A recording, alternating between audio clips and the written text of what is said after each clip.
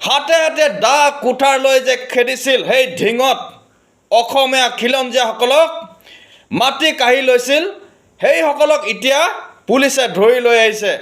তাৰে কেইজনমানক এতিয়া পাইছে পুলিচে। প্ৰথমতে এই ভিডিঅ'টো চাই লওকচোন।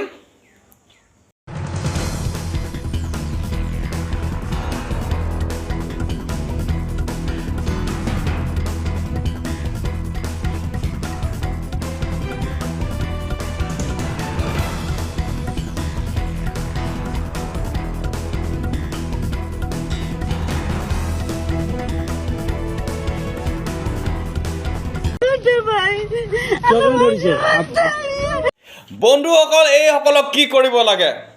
যি নেকি আমাৰ খিলঞ্জীয়া মানুহৰ মাটি কাঢ়ি লৈছিল ঢিঙত, ইমান মৰ সাহস কৰিছে।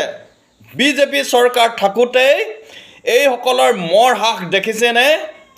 আমাৰ খিলঞ্জীয়াৰ মাটি দা কুঠাৰ এইবিলাক লৈ খিলঞ্জীয়াসকলক পাই খেদা দিছে আৰু মাটি দখল কৰি লৈছে।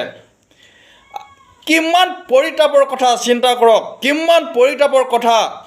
আমাৰ অসমতে থাকি অসমীয়াৰ খিলঞ্জীয়া মানুহসকলৰ সুৰক্ষা নাই আৰু এইসকলে অসমৰ মাটিত দপদপনি চলাইছে। ক'ৰ পৰা আহি গম পাইছে নহয়? সেয়া বাংলাদেশী মিয়া, সেইসকলে আহি আমাৰ অসমত খিলঞ্জীয়া মানুহসকলক দা কুঠা লৈ খেদিছে আৰু মাটি দখল কৰিছে।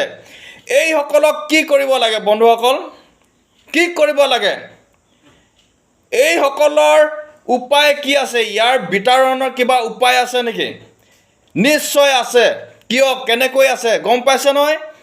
অহা ২৬ত আমি বিজেপিক জিকাব লাগিব আৰু এইসকলক ইয়াতকৈ কঠোৰতম শাস্তি দিবৰ কাৰণে আমি এই চৰকাৰক অহাবাৰ আনিবই লাগিব।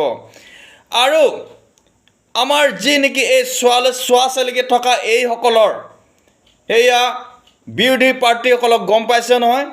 এইসকলক আমি আমাৰ অসমৰ পৰা খেদিব লাগিব। ২৬ত আমি এইসকলক আমি খেদিব লাগিব, নহ'লে ইহঁতৰ দপদপনি আৰু বাঢ়ি যাব। হয়তো তেতিয়া আমাৰ খিলঞ্জীয়া ৰাইজে যি ধৰণে এতিয়া শান্তিপূৰ্ণভাৱে বসবাস কৰি আছে, তেতিয়া হয়তো সেয়া সম্ভৱ নহ'ব।